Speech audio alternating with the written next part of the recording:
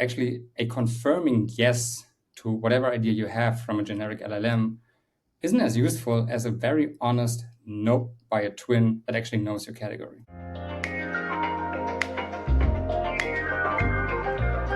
Hi, Jannik. How are you? I'm so glad that we have some time to chat today. I am super curious to learn how our category twins have been going and what the feedback has been since we launched it in quantilabs earlier this year.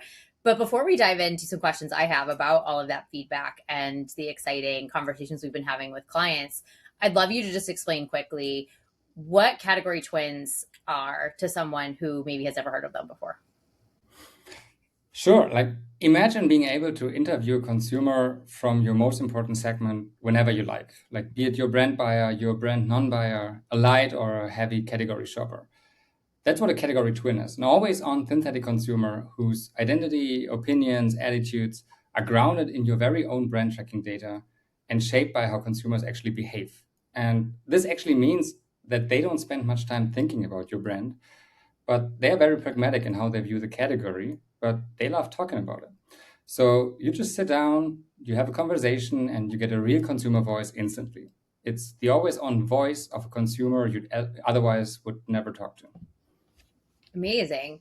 And I've been really excited and loving all of the feedback as I've also been, sitting with clients, talking a lot about category twins, exploring it myself. Have you gotten any interesting feedback so far over the past couple of months since we launched this?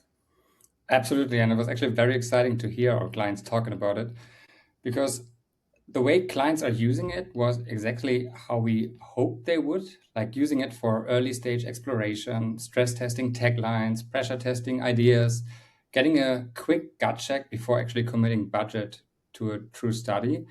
And so, but the feedback that surprised us most and that we actually honestly also loved most was how much they value the brutal honesty of the twins. So clients are used to using generic LLMs for sparring their ideas or for testing early concepts. And the thing is that they always agree and they always confirm whatever direction you push them to. And so twins don't do that. When a concept doesn't fit, the twin will tell you pretty straight that that's not how I imagine the brand and that's not how I think about it. I don't like the idea. And clients love it. Clients love that pushback. And it's exactly what saves them from going down the wrong road. And actually, a confirming yes to whatever idea you have from a generic LLM isn't as useful as a very honest nope by a twin that actually knows your category. Yeah, I think that's really, really interesting and totally agree on that experience with the LLMs and the feedback we're hearing from clients on that. And that actually leads me to my next question. Aside from current use cases, how else do you envision platform clients starting to leverage category twins in the future?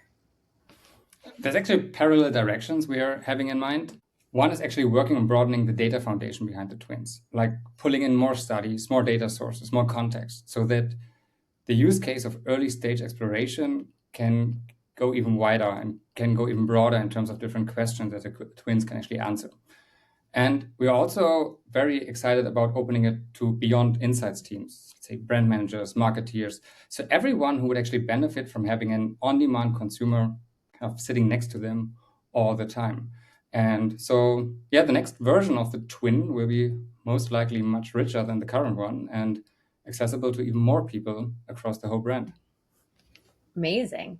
Thank you so much, Yannick, for sharing all of these learnings with us. And I'm incredibly excited to hear what is coming next in the synthetic data space.